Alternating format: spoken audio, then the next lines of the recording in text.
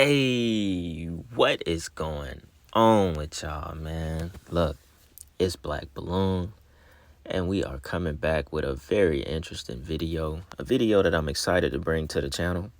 A video that I have actually learned a lot about, A lot of this stuff I'm going to show y'all in this video, I would like to think it's the real history of Antarctica. It's the real history of why Admiral Byrd went on an expedition to Antarctica.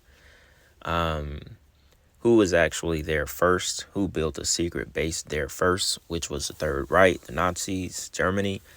And it just really goes into the history of everything. This is not a video of, speculation. We're not here to, the secrets of Antarctica. What are they actually hiding in Antarctica? Like, this is not one of those generic YouTube videos. We're going to really go into the history of Antarctica, what we believe it to be, what we don't believe it to be, and the deception behind Antarctica, because you can't believe anything that the U.S. gives you. Our country, our government, they like to play with your brain. They like to, let you think you actually know what is going on. But in this video, we really find the truth. We really find the history of Antarctica. It has 90% to do with the Third Reich, Nazis. They are, the most involved in it. They built a secret base there first, and it is partly the reason why Admiral Byrd and, the U.S. sent them on an expedition to go to Antarctica in the first place. So this video is very detailed. I do have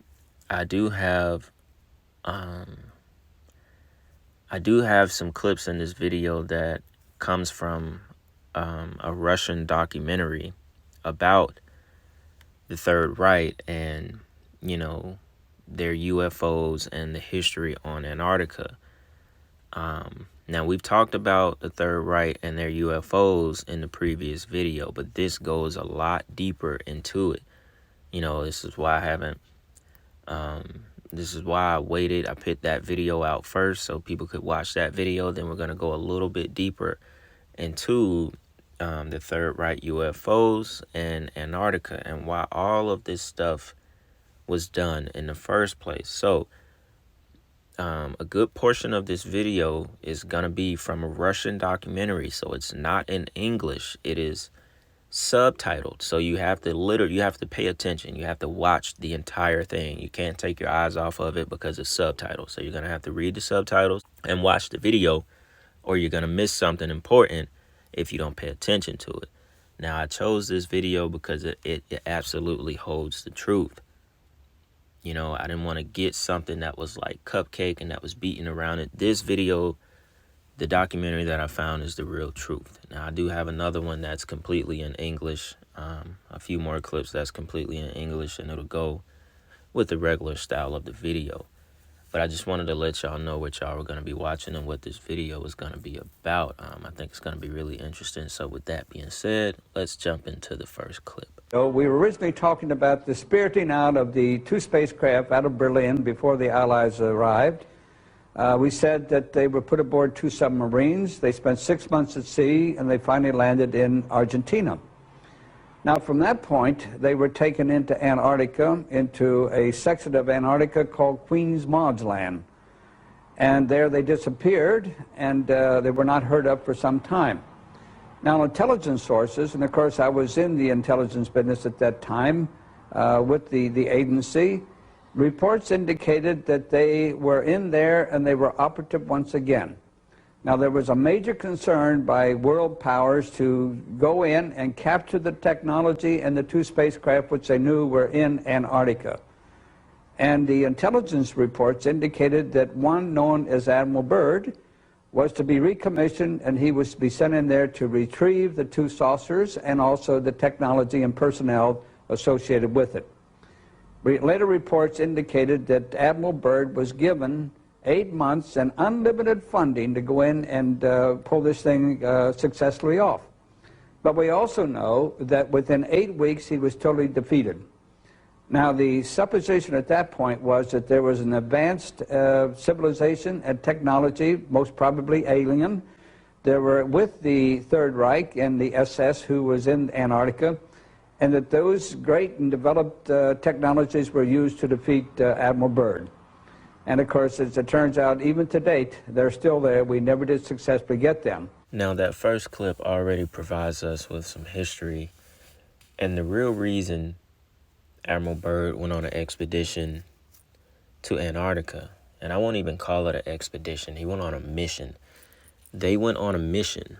It was clear they went to find two of basically the flying saucers that the Third Reich were already producing. Intelligence agencies in the U.S. got word that some of their top scientists and engineers, they were completely missing. They weren't coming up as dead. They weren't coming up as relocated. A lot of them, I think a lot of this was right before Operation Paperclip or right around the same time. So all of the Nazi scientists and engineers, they didn't come to the U.S. on Operation Paperclip. A lot of them went to Antarctica in the secret base. Once the U.S.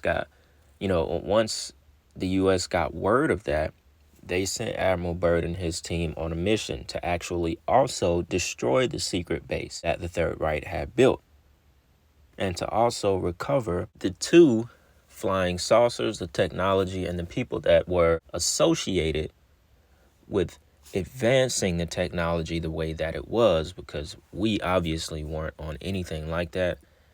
And, they were basically responsible for building the first flying saucers. So that's something people completely miss. I'm pretty sure there's some, good history buffs out there, people that like to look into this kind of stuff. But when we mostly hear about Admiral Byrd, all we hear about is his expedition to Antarctica and the hollow earth theory. Him seeing vegetation, mammoths, all kind of stuff that he supposedly wrote in his diary.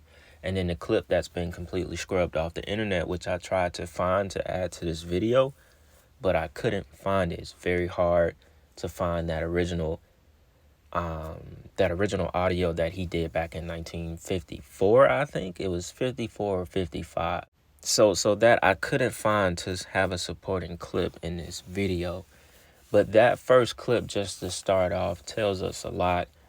Already gives us the true history. They had an 8-month mission to get the job done.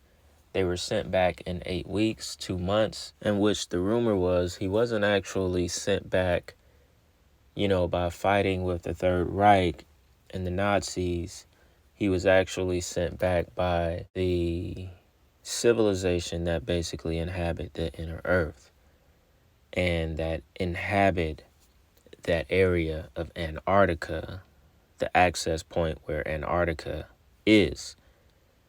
So the story goes that two flying saucers basically flew out of the water and started attacking Admiral Byrd and his team. Now, the Third Reich, they didn't take ownership of what happened because their technology, their flying saucers, were not that advanced yet. So this had to be something that was, completely outside of this realm. Technology that we were not yet capable of. So that is the real reason why the mission was cut short. But we're going to get into that more. We're going to get into that more as the video goes on. He was also funded on that trip by John D. Rockefeller. Now, in my mind, I believe Admiral Byrd to be a Freemason. I don't think he would have done all the things he did and, was even chosen to go on that trip. Although he was an admiral at that time, I really do think he was a Mason, and that is why he was able to see the things that he did. And he held a lot of secrets as well. But without me continuing to go on and spoil what's coming up next in the video, we're going to check out more about the Third Reich. So check this out. The stories that I've uncovered about the inner earth is that very early on in the history of the Third Reich, Nazi elite and especially Hitler were trying to establish contact with a civilization living in the inner earth, which was considered an Aryan civilization of a lot more advanced nature than their brothers, lost brothers living on the surface of the planet. The Thule Society carries the name of the former capital of that civilization, someplace around present-day Greenland, before the previous polar shifts and before Greenland became under ice. Two expeditions were made in the late 30s, early 40s, one attempting to enter the North Polar water opening with a submarine, which proved unsuccessful. A second attempt was made to enter the land opening on the South Pole with an anti-gravity cigar-shaped device, basically a small prototype probably of the giant Andromeda space station that was developed later on by the SS, and it proved successful. The most interesting story is the one that I heard by an American living in Florida who claims to have spent 2 months in the city of New Berlin. This is a city that was developed into the inner earth, and a part of the Germans from the South Polar colony were admitted by the inner earthlings and were allowed to build that city there. Very strict admission procedures, no previous SS members, no previous concentration camp guards and so on were admitted. The rumor is that the present-day city of New Berlin is about 2 million people of population, that they have built there most of the buildings that Hitler's personal architect, Spee, was planning to build. They're traveling on Icelandic passports. They are basically the new master race that is probably planned by the Illuminati to repopulate the planet. And there is even a rumor that there is a New Berlin embassy in Washington on an unmarked floor of a high-rise building. You probably punch a code on the elevator buttons, and when the elevator stops on that floor and the doors open, you see the sign of New Berlin in the lobby. The kids of the New Berliners study in major institutions around the globe, Harvard, Oxford, Cambridge, Yale, and basically it is not a Nazi colony that is established in the hollow earth as an enemy of the present-day American and English Illuminati secret government. On the contrary, it is just basically the other side of the same coin. Some would even coin the new word, the Illuminati presence on the planet, that basically the World War II Nazis and the present-day Illuminatis in America are nothing more than the two sides of the same Illuminati coin. So basically, this is a colony, a presence in the hollow earth that has been established with a shoulder-to-shoulder cooperation of the Russians and Americans, organized, orchestrated, and performed through the quiet cooperation of the Illuminati government. In my work with South African, Brazilian, and American geologists at the South Pole, it is clear that under the structures of ice, there are many layers of civilization, suggesting at one earlier point of time when the conditions of the South Pole were different. Clearly, there was some type of civilization there. The evidences of huge dinosaur intelligence suggest that this was one of the possible places for the Garden of Eden. This, of course, is assuming that the shell of the Earth had a different north and south magnetic pole. And with the shifting of the pole, this region became suddenly very, very frigid. And thus, we do not see any evidences on the surface of these so-called earlier conditions of intelligence. However, I believe with the further exploration of the documents that both Admiral Byrd brought to the attention of the world after World War II, and the Brazilian Navy uncovered in 1961 with its subpole expedition, that extraterrestrial intelligence is also operated out of the area of the South Pole. In that sense, the South Pole is a connecting point with other civilizations. possible extrasolar gardens of paradise.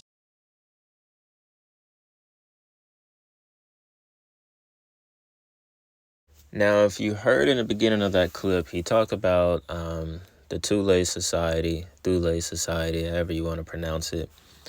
And this was basically a secret society that were, it was kind of like pre-Nazi. So it was basically a lot of the, top generals in the Third Reich, and they were in different sections of these secret societies. So the Thule Society, they were like kind of like an inner circle of the VRIL Society as well.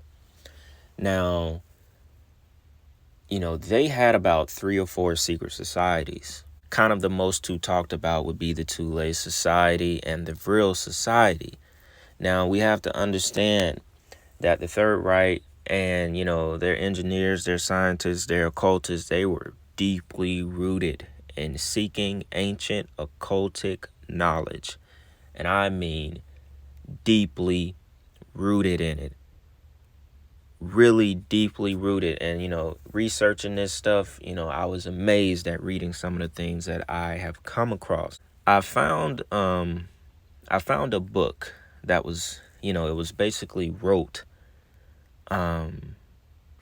It was wrote basically to describe the secret, VRIL society.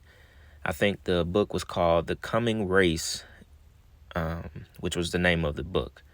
It was called The Coming Race. Basically describes the VRIL society, right? The book described them as beings that called themselves VRILya, VRIL-ya, VRILya. And they were telepathic. They had the abilities to transmit information, get rid of pain, and put others to sleep. So it says the narrator soon discovers that the VRILya are descendants of an antediluvian civilization, if I said that right, called the Ana, who live in networks of caverns linked by tunnels. Originally surface dwellers, they fled underground thousands of years ago to escape a massive flood and gain greater power by facing and dominating the harsh conditions of the earth. The place where the narrator descended houses 12,000 families, one of the largest groups. Their society is a technology-supported utopia, chief among their tools being an all-permeating fluid called VRIL, a latent source of energy that the spiritually elevated hosts are able to master through training of their will to a degree that depends on their hereditary constitution. This mastery gives them access to an extraordinary force that can be controlled at will. It is this fluid that the VRIL employ to communicate. The powers of the VRIL include the ability to heal, change, and destroy beings and things. The destructive powers in particular are immense, allowing a few VRIL to destroy entire cities if it's necessary. They believe in the permanence of life, which according to them, life is not destroyed, it just changes form. And that is where the energy, the VRIL energy, comes into hand, because we know energy does not die. Energy just basically it just transforms. It just goes on to the next. Now, I thought it was very interesting because it says, Thule, the name was actually coined to be the farthest north ancient landmass near Greenland or Iceland. So that is basically where the name comes from. And it's a proverbial expression for the edge of the known world. So just the name in itself makes it, very interesting. And it gives you an idea of what these people were actually into and the knowledge that they held, the knowledge that they seeked. If you look hard enough, you will find your answers. It gets more interesting. And I think I had it backwards. The Thule Society wasn't an inside sect of the VRIL Society. The VRIL Society was actually an inside sect of the Thule Society. Whichever one, they were all they were all damn near the same. All right. But look, we're gonna keep reading because it gets deeper. It gets deeper, right? So it does say VRIL Society was a secret community of occultists in pre-Nazi Berlin that was sort of the inner circle of the Thule Society. Okay, so the Thule Society was kind of the main sect, right?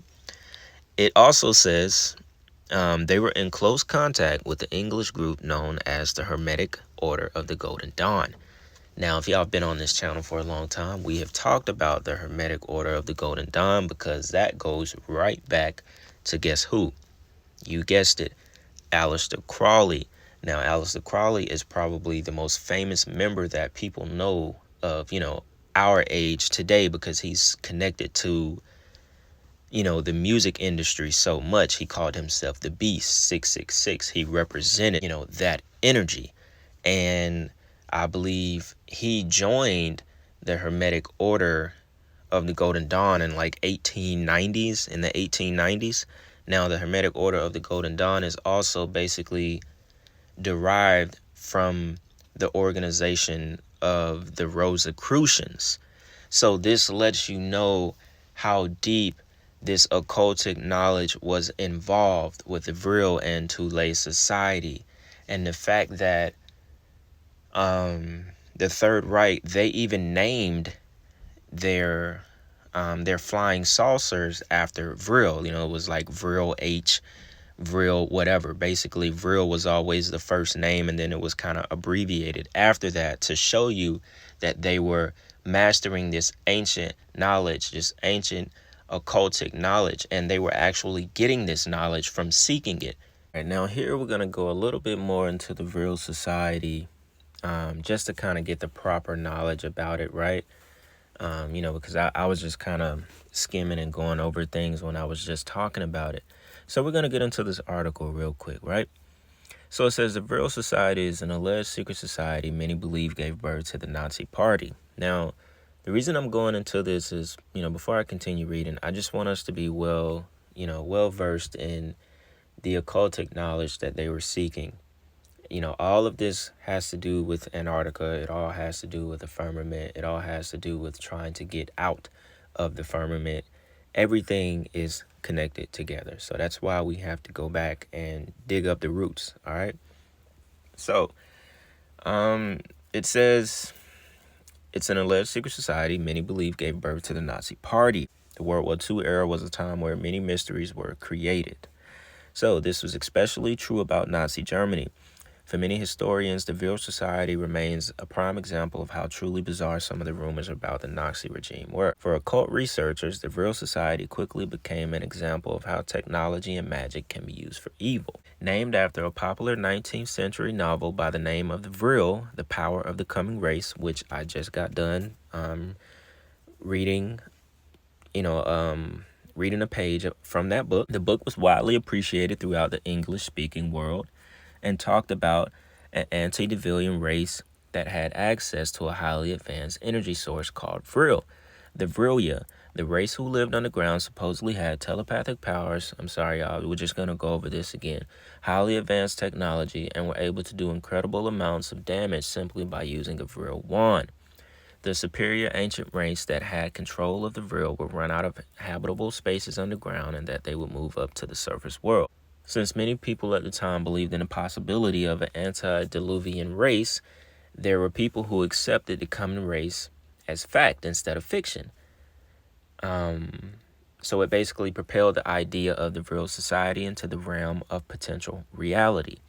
Much of the VRIL Society's work was supposed to have happened before World War II, with the Society's activity tapering off once Hitler lost the war. Originally connected to secret societies such as the Thule Society, which I just explained, and other similar societies tied to Nazi occultism, the VRIL Society quickly became the stuff of legend among those who'd heard the rumors of the super technology associated with this mysterious sect. Since one of the most bizarre issues about the VRIL Society was how little was written about it during what would have been their most active years. Much of the written accounts of the rumors of the VRIL Society were first found in a book by Louis Pauwels and Jacques Berger in 1967. Now you have to imagine little was written about it because the people that founded the Thule Society and the VRIL, they were Freemasons. So, they dwell in secrecy. So, they're not going to allow much to come out. That's why people didn't know if it was real or fiction. So it keeps going on to say, unfortunately for those who are curious to find out the truth about some of the more out there Nazi rumors, neither of the authors of that book basically said rather it was fictional or fact or sheer speculation, which we all know most of it was fact. Prior to the 1967 book, the only mention of anything close to the VRIL Society was in 1947 by a German defector who spoke of a society that searched for the VRIL in Berlin. All right.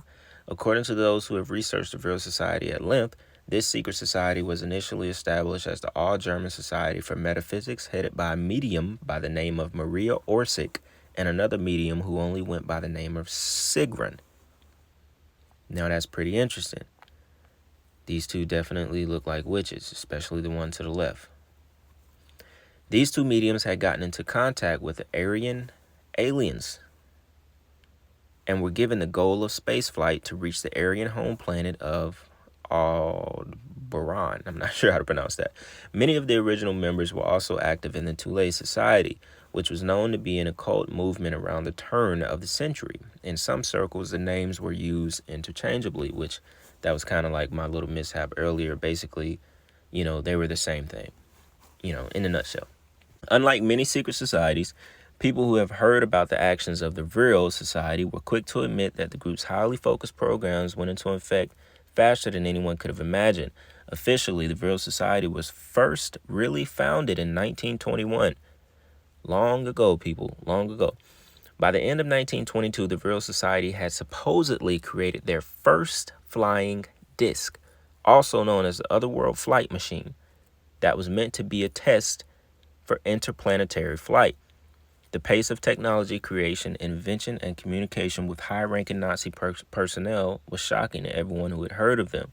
So, people, in 1921 and 1922, they had already, amassed the knowledge and technology to create a flying disc. Now, what do you think? Where do you think they saw this stuff from? You have to remember, the brain cannot just think of something that it's never seen. You can't just think, hey, I'm gonna make a flying disc. You don't just think of it out of nowhere. You have to see it from somewhere in order for it to come into your mind as a thought. So that right there means that they were already seeing UFOs. They had already seen this stuff. So continue. Much of the heavy communication with government officials in Germany was facilitated by the fact that society's members were often high-ranking officials. Adolf Hitler was obviously one of the supposed members of the sect. All right. It should come as no surprise that two of the other members of VRIL received government money for their flying saucer work, and that yet another member designed the Nazi flag was associated with both the Thule and VRIL societies. By the early 1940s, people had begun to suspect Hitler's involvement in secret societies practicing the occult. In order to save face, he basically banned all secret societies, and those people of the VRIL Society were quickly joined into the Nazi EIV unit. The VRIL Society was credited with the construction of multiple flying discs and working in conjunction with the Nazis' occult unit. Other units were developed in order to cover up sightings of the alien replica craft reported by soldiers, civilians, and people who lived in other countries. 1945 marked the year when the VRIL Magic Eye was developed. Now, this is very interesting. The Magic Eye was supposedly a highly accurate Nazi reconnaissance and espionage device that had a probe that could appear and disappear at will. A device that had a probe that could appear and disappear at will, as well as arc through dimensions, spy at any location at any time. That sounds crazy. In 1945, a VRIL Magic Eye, a highly accurate Nazi reconnaissance and espionage device that had a probe that could appear and disappear at will, as well as arc through dimensions and spy at any location at any time. That sounds crazy. Now it says, to end it off, after the war and the defeat of the Nazi regime, the VRIL Society supposedly escaped to Antarctica, where they remain to this day. People. Nowadays, the only actual news or hearings of the VRIL Society comes from the exiled government of Sealand, which currently promotes VRIL-free energy and VRIL disc aircraft. This supports allegations that the head of the Sealand is in contact with modern-day neo-Nazis. No one knows for sure whether or not the VRIL Society ever really existed, and blah, blah, blah.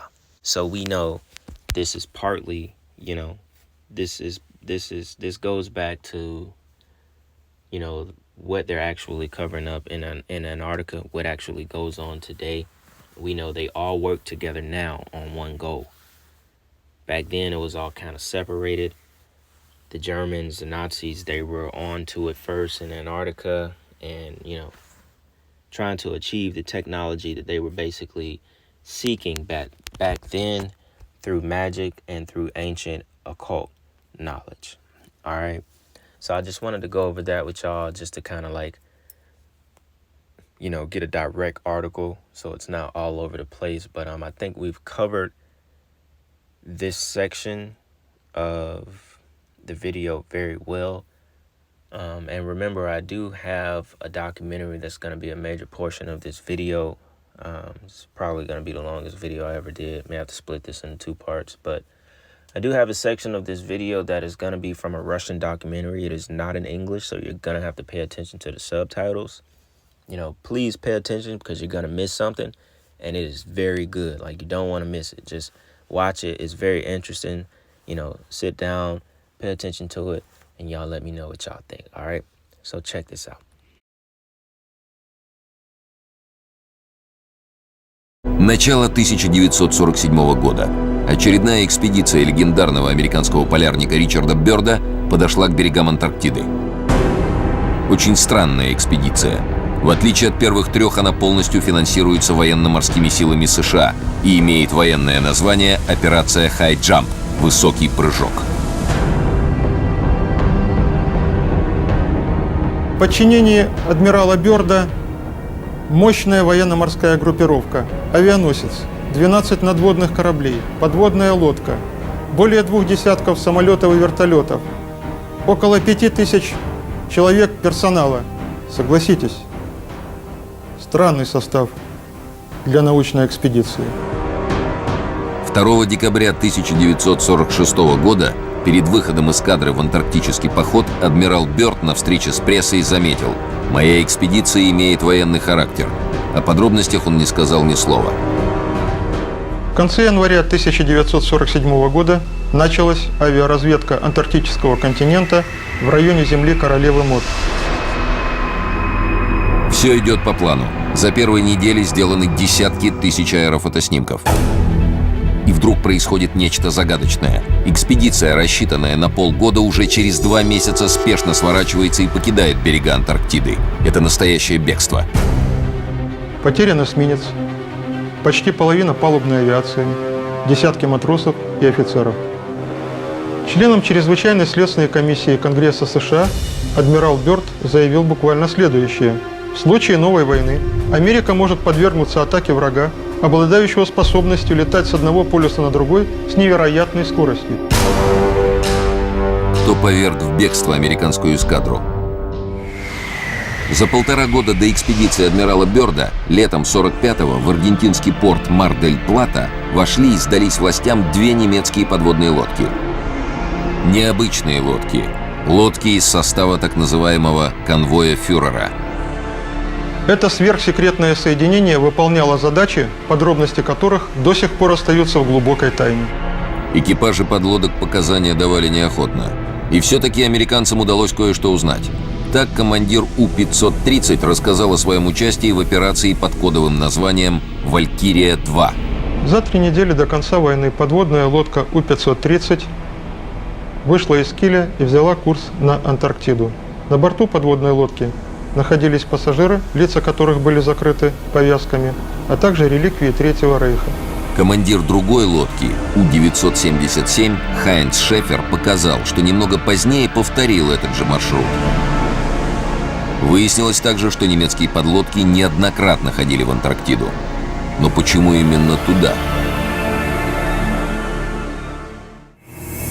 Антарктида. В 1820 году ее открыли русские мореплаватели Беллинсгаузен и Лазарев.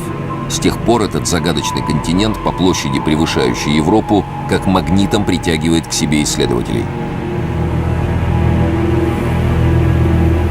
Однако отвесные, высотой в десятки метров ледяные берега долгое время делают материк неприступным. Еще целое столетие об Антарктиде почти ничего не известно. На карты нанесены лишь береговые линии.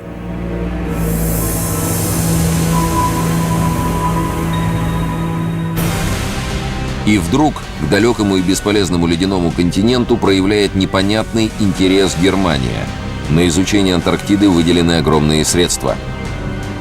В конце 30-х годов организованы 2 научно-исследовательских экспедиции. И это перед войной, готовые разразиться со дня на день. С января 1939 года 2 самолета «Пассат» и «Борей», которые с помощью катапульт взлетают с борта «Швабии», начинают разведку земли Королевы Мод. За 3 недели летчики Люфтваффе с помощью металлических вымпелов со знаком свастики застолбили за Третьим Рейхом территорию величиной с Германию. Она получила название «Новая Швабия». В апреле 1939 года командир экспедиции, опытный полярный капитан Альфред Ритшер, рапортует: «Я выполнил миссию, возложенную на меня маршалом Герингом. Впервые германские самолеты пролетели над антарктическим континентом. Каждые 25 километров наши самолеты сбрасывали вымпелы. Мы покрыли зону приблизительно в 600 тысяч квадратных километров. Из них 350 тысяч были сфотографированы». Воздушные асы Геринга сделали свое дело. Загадочную эстафету принимают морские волки фюрера подводных лодок адмирала Карла Дёница. За 3-9 земель к берегам ледяной Антарктиды скрытно направляются немецкие субмарины. А через некоторое время Дёниц роняет странную фразу: «Мои подводники обнаружили настоящий земной рай». В 1943 году, в разгар войны с Россией, гросс-адмирал Дёниц произносит еще одну не менее загадочную фразу: «Подводный флот Германии может гордиться, что на другом конце света он создал неприступную крепость для фюрера». Тогда главнокомандующего военно-морским флотом Германии понимал очень узкий круг лиц. Сегодня мы можем предположить, что имел в виду гросс-адмирал. Не так давно в Антарктиде под километровым слоем льда обнаружены огромные озера. Температура воды в них плюс 18 градусов. Над поверхностью воды находятся куполообразные своды, заполненные теплым воздухом. Не исключено, что из этих озер, постоянно подогреваемых снизу, в океан вытекают настоящие реки теплой воды. За тысячи лет они могли создать подо льдом и под землей огромные туннели, вполне пригодные для устройства тайных баз. Со стороны океана, поднырнув под прибрежными льдами, туда может спокойно зайти любая подводная лодка. Вот вам и готовая база. Без штормов и полярных холодов. Абсолютно скрытая от постороннего глаза.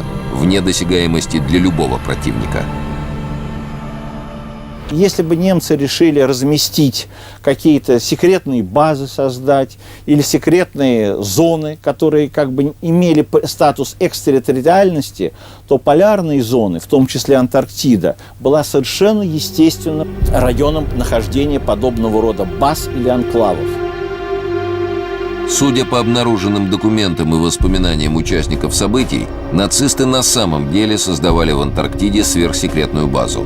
Она носила кодовое название «База 211». Уже с начала 1939 года между Антарктидой и Германией начинаются регулярные рейсы специально переоборудованного исследовательского судна «Швабия».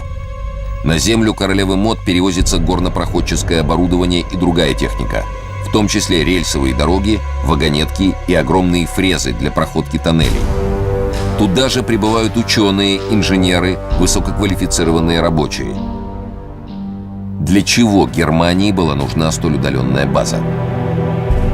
Предположения высказываются разные. Одни полагают, что с ее помощью немцы хотели контролировать южные моря. Другие считают, что Германию привлекали полезные ископаемые Антарктиды, особенно уран, без которого невозможно создание сверхоружия. А кто-то утверждает, что на случай проигрыша в войне в Антарктиде готовилось убежище для элиты Третьего Рейха. И что якобы уже с 1942 года в Новую Швабию началась переброска ее будущих жителей.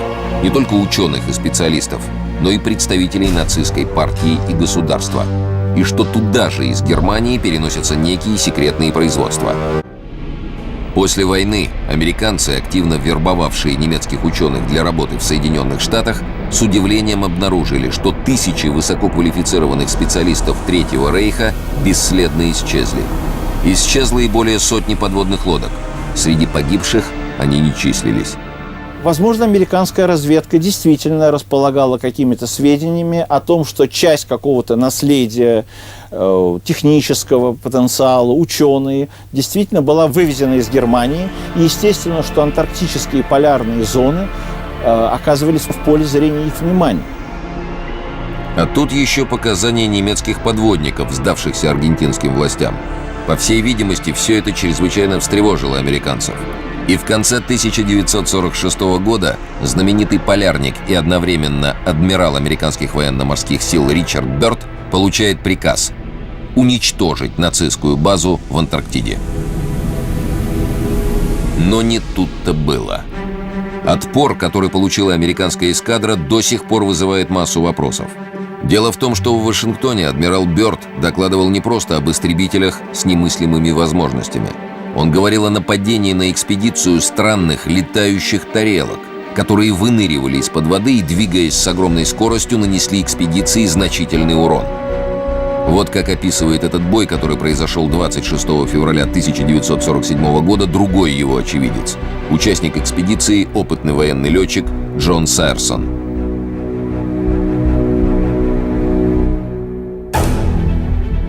Они выскакивали из-под воды, как угорелые, и проскальзывали буквально между мачтами кораблей с такой скоростью, что потоками возмущенного воздуха рвало радиоантенны. Несколько корсаров успели взлететь с Касабланки. Я не успел и глазом моргнуть, как два из них, сраженные какими-то неведомыми лучами, брызнувшими из носовых частей этих летающих тарелок, зарылись в воду возле кораблей. Я в это время находился на палубе Касабланки. Я ничего не понимал. Эти предметы не издавали ни единого звука. Они безмолвно носились между кораблями и беспрерывно плевались убийственным огнем. Внезапно эсминец «Мердок», находившийся от нас в 10 кабельтовых, полыхнул ярким пламенем и стал тонуть. С других кораблей, несмотря на опасность, немедленно были посланы к месту катастрофы спасательные шлюпки и катера. Весь кошмар продолжался около 20 минут. Когда летающие тарелки снова нырнули под воду, мы стали подсчитывать потери. Они были ужасающими. Кто был хозяином этих тарелок? Неужели нацистская Германия?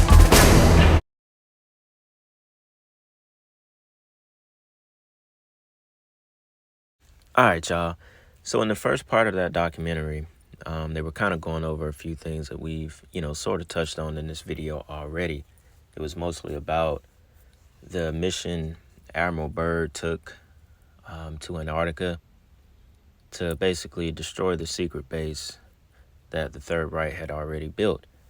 And it explained that, they caught word that a lot of the top scientists and engineers and members of the Third Reich weren't, they weren't coming up dead, they weren't coming up missing. So they basically figured out that they were hiding in Antarctica. And I think the most interesting part about that first piece of that documentary is the fact that they talked about the two flying saucers that I brought up that came out of the water at speeds that they had never seen, and the fact that the flying saucers were also completely silent as they flew by the ships that were on sea. Now, the Germans they admitted that that was not their technology. So this brings up the question that kind of goes back to the last video about UFOs that I did on the channel. And where, we had the clip where they were talking about, the UFOs being spiritual in a sense, and then the UFOs being physical in a sense as well. So, this kind of goes to what you want to believe is actually going on in the world that we live in this universe. Do we believe that these UFOs, these flying discs, they're not even UFOs, they're flying discs because they were identified. They're not unidentified objects. They are identified. They're flying discs. What's not identified is who is controlling those discs, who is flying those discs, if anyone is even flying them at all. So we got to factor that in as well, because if these discs are that advanced, there may not be anyone that's actually flying the disc. That could be the trick right there. So you can't say it's flown by an alien or it's flown by a fallen angel. It could, it may not even be flown by a being at all. But it raises the question that, is there truly an advanced race out there beyond or beneath the Antarctica ice walls that just haven't shown themselves to humanity? It's not to say that race is an alien race, but they're just much more advanced than humans are ready for. Because if you think about this is back in the 30s and 40s that, this kind of technology was already in place through whoever was controlling those flying discs. Because it's basically, at this point, it's unexplainable without any, further accounts or any further knowledge on what was actually controlling the disc. Now, without going and kind of repeating some of the same things that we've already talked about, I'm going to save y'all a couple of minutes from watching that documentary. And the next part of the documentary is actually about what I'm going to read y'all right now. We'll just read it off of this article. So, I don't want to force y'all to listen to that documentary too much and watch the subtitles, but I am going to go back to it so we can catch other, just catch other things in the documentary that I couldn't find anywhere else. So the next portion of that documentary was about the Ahnenerbe Society. Now, there were like 3 main secret societies that were all around the Third Reich and the Germans back in those days. We already talked about the Thule Society and the VRIL Society. Now we talk about the Ahnenerbe Secret Society. It was created in 1935 by Heinrich Himmler and Hermann Wirth and Richard Dare. These 2 guys, they were obsessed with the knowledge of Atlantis. Now, a lot of us are familiar with Atlantis. Some people, have a lot of different theories about Atlantis. They were like the masters of crystal technology. Atlantis was a crystal city, or Atlantis was actually the whole world and not just one continent. There's a bunch of different theories about Atlantis, right? So these people were actually obsessed with Atlantis because they thought that their race, basically where Germans spawned from, basically they thought that they were the original race of that land, Atlantis, as in Germans, right? So it says officially Ahnenerbe was registered as a study society for primordial intellectual history and German ancestral heritage. Yet the organization was funded by members in the Third Reich, and its true goal was to research the cultural history and characteristics of the Aryan race in an effort to prove that they were godlike advanced race from the Germans, from which the Germans were descended from. Continuing on, with their obsession for the occult, one of Himmler's dreams was to create a new religion that would replace the Christian religion in Germany. So this is why, they sought out to basically research and find whether or not they were descendants from this, advanced civilization that they believe inhabited Atlantis. They did a lot of archaeological excavations through Germany, Greece, Poland, Iceland, Romania, Croatia, and other countries, including Africa and the occupied part of Russia. One of the research institutes of Ahnenerbe was dealing with the so-called world ice theory. This goes to Antarctica, which was suggested that there were several moons in different orbits around Earth.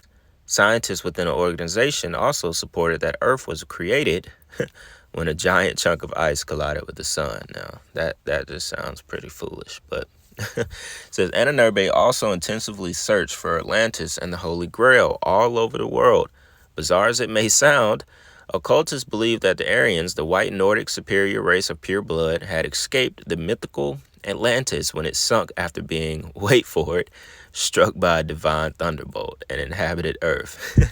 So they had some wild beliefs.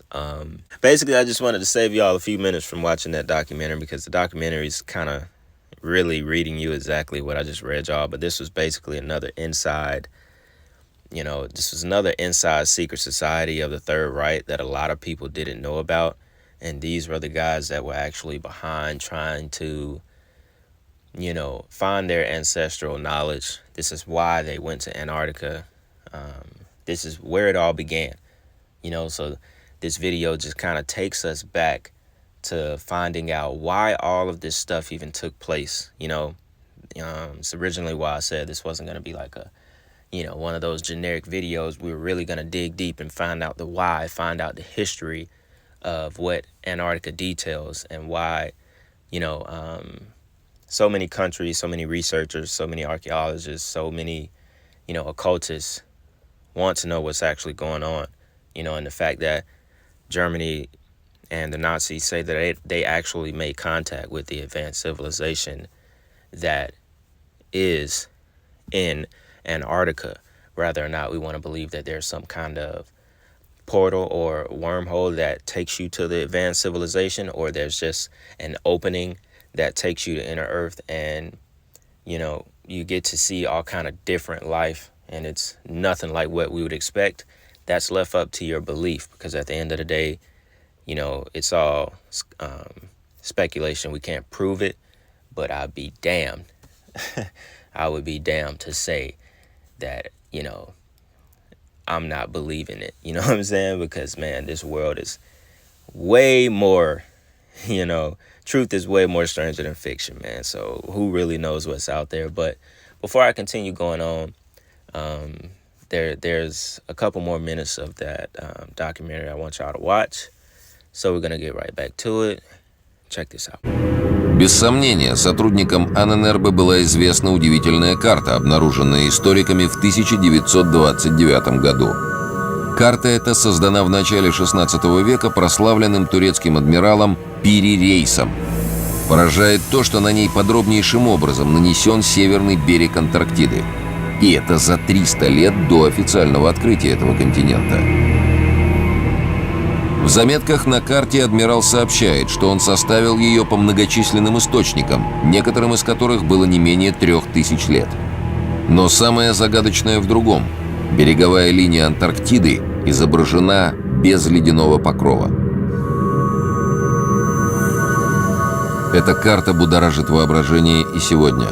Вот вердикт специалистов военно-воздушных сил США. Береговая линия была нанесена на карту до того, как была покрыта льдом. Лед на этой территории имеет толщину приблизительно 1,5 километра. У нас нет догадок, каким образом эти данные могли быть получены в 1513 году. Международные экспедиции, проверявшие карту Пири Рейса, пришли к выводу, она точнее карт, составленных в 20 веке.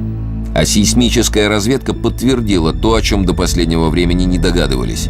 Некоторые горы, которые считались частью единого массива, оказались на самом деле островами, как это и было указано на старой карте. Можно представить, какое впечатление в 30-е годы произвела карта Пири Рейса на приверженцев арийской теории. Прежде всего, она вселяла надежду в поисках техномагического наследия атлантов. Ведь по одной из гипотез, Антарктида — это бывшая Атлантида, оказавшаяся подо льдом в результате смещения полюсов. Вылетающие из-под воды светящиеся тарелки, шары, сигары. Подобные объекты над полярными и прилегающими к ним районами не редкость. Северные страны, Южная Америка, Австралия, Южная Африка – везде наблюдаются неопознанные летающие объекты.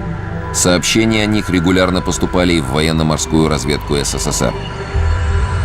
Мне, как начальнику разведки флотилии, поступали периодические доклады о таких обнаруженных объектах в виде донесений очевидцев. Было бы неправильно думать, что неопознанные летающие объекты наблюдались только на севере. Они наблюдались и по всей Атлантике, даже в Южной Атлантике, в районе Антарктиды. В частности, мне известен один случай, когда они наблюдались в районе островов Южной Георгии. Тогда рыбаки обнаружили вылетевший из-под воды объект, который успели сфотографировать, и он показан на этих картинках. Несмотря на сильный ветер, объект довольно долго оставался на одном месте. Это явно было не облако и не воздушный шар. Наблюдали над островом Южная Георгия и весьма странные летающие объекты. Вот лишь одно из свидетельств. Этот диск висел над островом и наблюдался достаточно длительное время, как в светлое время перед заходом солнца, так и после захода солнца. В течение 1,5-2 часов объект имел достаточно правильную круглую форму, и на нем выделялся равнобедренный треугольник. В ночное время этот треугольник не только светился, но и у основания наблюдались вот такие огоньки, как будто это работали двигатели. Хотя объект и находился на одном и том же месте. Вот наблюдение этих объектов происходило как раз в 1979 году.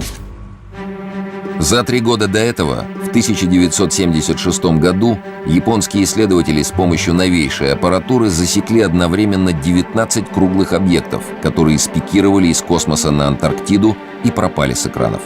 Что это за объекты и откуда они появляются? Сегодня возникла весьма неожиданная версия. В конце 80-х годов большой резонанс в мировой науке получили работы ведущего американского астрофизика Кипа Торна и его коллег. Они обосновали возможность практически мгновенного перемещения в пространстве и путешествия во времени. Они выдвинули идею червячных переходов, чрезвычайно интригующую, согласно которой черные дыры находятся в непосредственной близости от нашей планеты и принимают форму червячных переходов. Эти червячные переходы, в принципе, позволяют совершать межгалактический, межзвездный полет.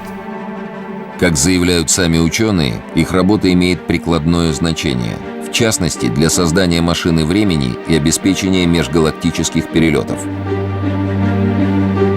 Кип Торн пришел к выводу, что вблизи Земли находится вход в червячный тоннель, ведущий в район звезды Вега.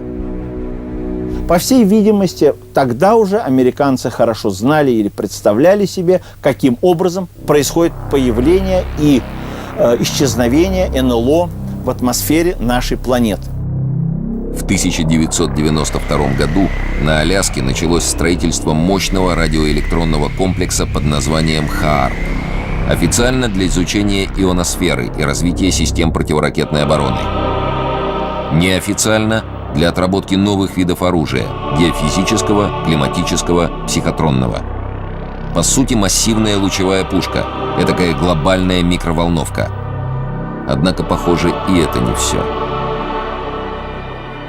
На сегодняшний день мы можем смело предположить, что главное назначение этой станции – это именно поиск этого входа в червячную дыру. То есть американцы пришли к выводу, что именно в этом полярном районе и может находиться вход в червячную дыру. Станция своими радиоизлучениями позволяет определить конфигурацию этой червячного перехода и найти туда вход или выход. В 1998 году комплекс на Аляске был введен в действие. Примерно такой же излучатель построен в Норвегии. На очереди третий, еще более мощный, в Гренландии. К началу 90-х годов технические возможности позволили именно сосредоточиться только на одном, вот на Аляскинском портале, как входе-выходе контроля за движением НЛО над нашей планетой. Не надо было уже устанавливать станции слежения по штатам, на других территориях. В принципе, достаточно было взять под контроль один портал. Однако у Земли 2 полюса. Какова роль каждого из них с точки зрения этой гипотезы? Ну, например, они используются одновременно для входа и для выхода. Или, например, Аляскинский портал используется для входа, а Антарктида для выхода. Или наоборот, через Антарктиду НЛО приходят в атмосферу нашей планеты, а через Аляскинский, через Северный портал они уходят из нашей планеты. Теория туннельных эффектов не противоречит тому, что Северный полюс нашей Земли является входом, а Южный полюс нашей Земли является выходом для канала энергетически информационно связывающего нашу планету с другими планетами и звездами. Не исключено, что эти свойства полюсов неопознанные летающие объекты используют для связи с другими частями Вселенной. Во всяком случае, это подлежит большому и серьезному изучению. И ведь не случайно, например, хорошо известный факт, что большая часть сотрудников американских антарктических станций, это являются сотрудниками Агентства национальной безопасности Соединенных Штатов Америки, то есть военно-технической разведки, электронной разведки и сотрудники Центрального разведывательного управления, которые составляют костяк исследовательского персонала американских антарктических станций. Возможно, ученые Третьего Рейха тоже предполагали, что Арктика и Антарктида не просто земные полюса. И, может, не случайно в нацистской Германии была столь популярна теория полой Земли, где полюса представлялись воротами в какое-то другое пространство. Может, в основе этой безумной идеи лежали смутные представления о чем-то похожем на сегодняшние червячные переходы? И именно возможностью путешествий во времени и пространстве притягивала к себе немцев Антарктида. Шестой континент продолжает хранить свои тайны. К ним добавляются все новые вопросы. И с годами их не становится меньше. Были ли работы по созданию летающих дисков свернуты после войны или продолжились в других, тайных районах земного шара? Стоит ли все неопознанные летающие объекты списывать на современные тайные разработки? Ведь подобные объекты наблюдали очень давно, даже во времена Александра Македонского. Что за объекты выныривали из-под воды и атаковали эскадру адмирала Бёрда? Великие неизвестные, к сотрудничеству с которыми так стремились. Alright, y'all. Now we are at the conclusion of this video. If you stuck around this long, I really appreciate you. Now, to quickly go into the map. The map was drawn in 1513 from a collection of other maps that were drawn around the world. Antarctica wasn't discovered until 1733. That there is a mystery in itself on how they were actually able to, draw something that hasn't been discovered yet. They told us it hadn't been discovered, so no one had actually been there. Whether that's the truth or not, that's left up to be kind of decided or speculated on. But they drew it with accuracy, though. So the people that actually discovered Antarctica, they said that map was drawn with just about 90-something% direct accuracy. But it was also drawn without the ice walls. So that lets us know Antarctica is just a layer of one of the edges of this earth. There are multiple layers, basically, of this earth. Antarctica, I believe, is the first one. I believe it continues on and on. There's more land past Antarctica that's probably not inhabitable at all. But you have to think about the world in a multi-layer of circles, which is why this is a flat plane that we live on. It's not a ball. The Earth is stationary with multiple layers, Antarctica being the first one. Then there's probably 2, 3, 4 more before you even get to where the firmament caps off of this world, which the firmament is a translucent material that we cannot see. The map from 1513 tells us the truth. There were no ice walls, so that means that's not the end of this world. It continues on and on, which is one of the big reasons on why they guard Antarctica. No one can go past that area. They themselves probably don't go past. They probably don't go any further than Antarctica, because I'm sure they can't, because they don't actually know what's out there. And if they do, they're probably not allowed to go any further than that. The earth is huge. In a sense, the earth is almost disguising itself within itself, you know? Everything happens for a reason on this planet. The planet is alive, so it probably disguises itself, you know, within itself, you know? Nature itself disguises the true shape and form of this world. Nature is not just used to provide weather. It also disguises the rest of this earth. Because no human can see the full creation that God made. He doesn't allow us to. No man has the full, you know, shape and, you know, like no man has ever seen the true shape of this earth. We never will. We can only speculate on it. But I guarantee you, there are multiple layers. Multiple layers. Just think about the earth going in a circle of multiple layers. The flat plane. That's what we live on. So I thought that map, you know, in itself, it tells a lot of truth. Now, going on to the last part of this video, where they were talking about UFOs being spotted way before Antarctica coming out of the ocean, that leaves, you know, more mystery that, you know, they didn't go to Antarctica and see it for the first time. It was already spotted hundreds of years ago from the 1940s that flying discs were coming up out of the ocean. And, you know, not just the ocean, they were being spotted everywhere in the clouds, so on and so on. So clearly, the UFO thing, the whole entire UFO thing is a fact. We just don't know who is controlling those UFOs and if anyone is actually inside of the UFOs. Because if they are that advanced, they're able to come out of the ocean. They're able to use portals to come in and out of our dimension, our realm, which is why HARP was made.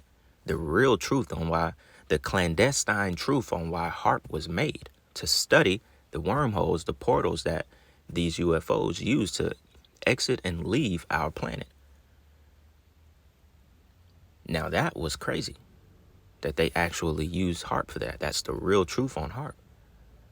But like I was saying, you got to remember, these UFOs are also spiritual in a sense. So there actually may not be anyone that is controlling the UFOs. There may not be anyone inside of the UFO. You have to think about that.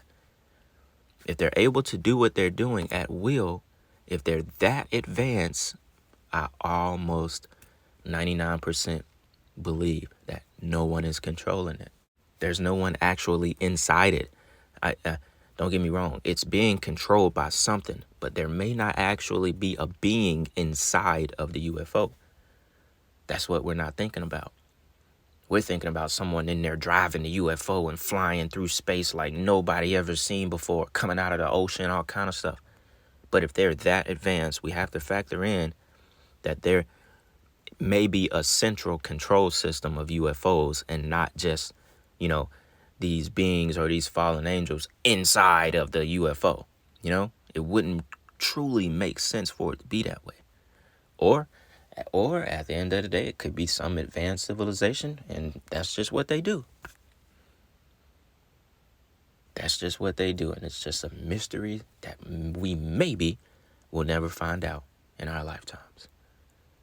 I'm not really sure. But it is very interesting, and it's very fun to study and research this stuff. You know, we've come to the end of this video. Like I said, I really appreciate you if you stuck around.